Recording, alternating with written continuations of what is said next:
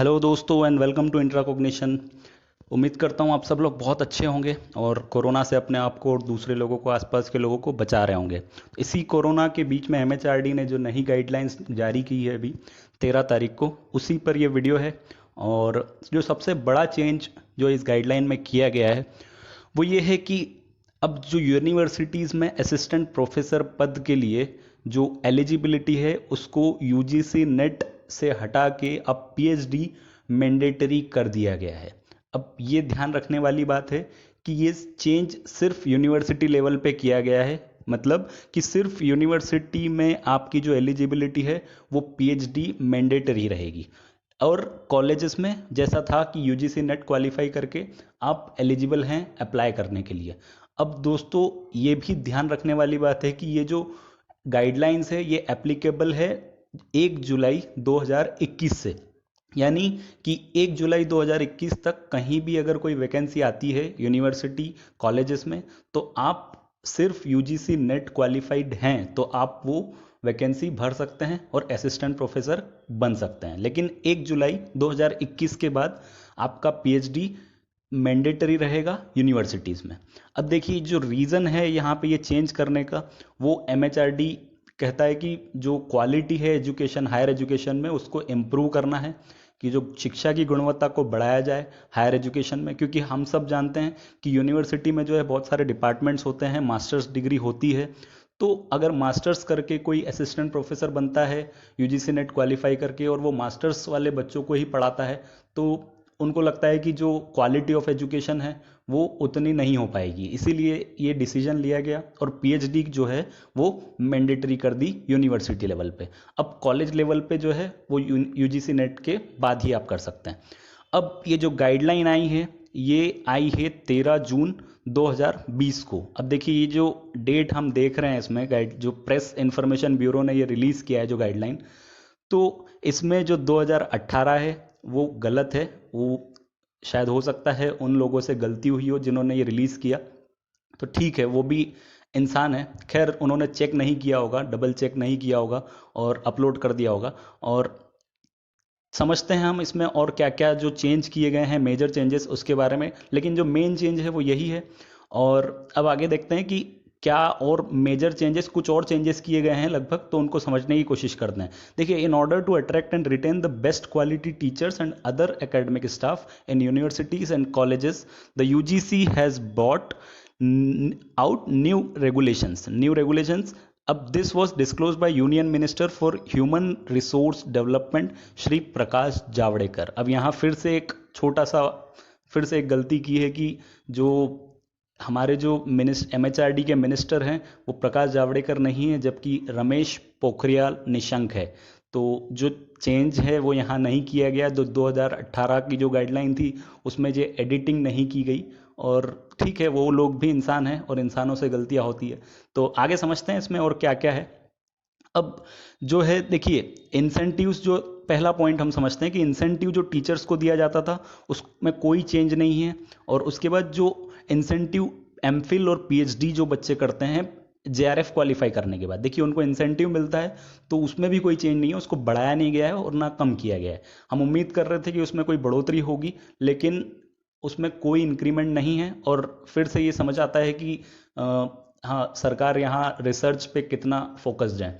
तो और आगे चेंज देखते हैं हम और क्या चेंजेस। अब जो बच्चे नए हैं जिनको नहीं पता है कि क्या इंसेंटिव मिलता है पीएचडी करने के लिए और क्या हम पीएचडी कर सकते हैं, पैसे मतलब कितना इंसेंटिव है, तो उनको थोड़ा बहुत मैं बता देता हूँ कि एक एग्ज़ाम होती है जो आप अगर मास्टर्स कर रहे हैं किसी भी सब्जेक्ट में तो लगभग 100 सब्जेक्ट्स में आप अप्लाई कर सकते हैं यूजीसी नेट के लिए। जो एनटीए है, नेशनल टेस्टिंग एजेंसी, वो यूजीसी नेट एक एग्ज़ाम कंडक्ट करवाता है। और ये एग्ज़ाम साल में 2 बार होती है, एक जून में और एक दिसंबर में। अब इसमें एक कट ऑफ होता है जो कुछ बच्चों को नेट क्वालिफाइड, अगर आप वो कट ऑफ क्लियर करते हैं तो आप नेट क्वालिफाइड होते हैं और अभी आप किसी भी कॉलेज और यूनिवर्सिटीज़ में अप्लाई कर सकते हैं नेट क्वालिफाइड। लेकिन 2021 जुलाई 1 जुलाई के बाद आप सिर्फ कॉलेजेस में ही अप्लाई कर पाएंगे, यूनिवर्सिटीज़ में नहीं, उस नेट स्कोर कार्ड के साथ। अब जो नेट का जो कट ऑफ होता है उससे 10% ज़्यादा आपका लगभग 10% ज़्यादा आपका जेआरएफ का कट ऑफ होता है। अब ये जो जेआरएफ है, ये अगर आप क्वालिफाई कर लेते हैं तो आपको जूनियर रिसर्च फेलो, जेआरएफ का जो फुल फॉर्म है, उसमें आपको लगभग अप्रोक्सीमेटली 35,000 पर मंथ स्कॉलरशिप या इंसेंटिव मान लो वो दिया जाता है, जो यूजीसी देता है, एमएचआरडी देता है। और ये आपको जब तक मिलता है जब तक आप एसआरएफ नहीं हो जाते। अब ये 5 साल के बीच में आप कभी 2 या 3 साल बाद अगर एसआरएफ हो जाते हैं, जिसको बोलते हैं सीनियर रिसर्च फेलो, तो आपको लगभग 60 से 65 हज़ार पर मंथ मिलते हैं। तो देखिए, अब यहाँ आप पैसा, आपको इंसेंटिव दिया जा रहा है और साथ में आपकी पीएचडी भी हो जाती है, और पीएचडी के बाद आप आसानी से कहीं असिस्टेंट प्रोफेसर बन सकते हैं। अब ये जो चेंज है, ये हमने समझ लिया मेजर चेंज। अब और क्या चेंज जो किए गए हैं वो देख लेते हैं। तो एक इम्पॉर्टेंट चेंज जो है वो ये है कि 8th point, for the first time weightages are assigned for CAS in respect to MOOCs and e-content in universities and colleges। तो यहाँ ये कहना है कि जो प्रोफेसर्स और जो असिस्टेंट प्रोफेसर्स यूनिवर्सिटीज़ या कॉलेजेस में पढ़ाते हैं, तो उनका जो इंक्रीमेंट है वो अब इसमें MOOCs मतलब मैसिव ओपन ऑनलाइन कोर्स, जो वो कंटेंट बनाते हैं ई कंटेंट, और जो MOOCs वो बनाते हैं उसके ऊपर भी उनको एसेस किया जाएगा और उसके भी उनको वेटेज दिए जाएंगे, और उनका जो लाइक अप्रेजल, इंक्रीमेंट और ये सब उसके बेस पर भी होगा। अब ये एक इम्पॉर्टेंट चेंज है जो इसमें डाला गया। अब यूनिवर्सिटीज़, एक 11वां पॉइंट जो है हमारा, universities will accord permission and provide need based facilities to colleges teachers to supervise PhD MPhil scholars. तो यहाँ फिर से वही बात है कि क्वालिटी जो है एमफिल और पीएचडी की भी बढ़ाई जाए।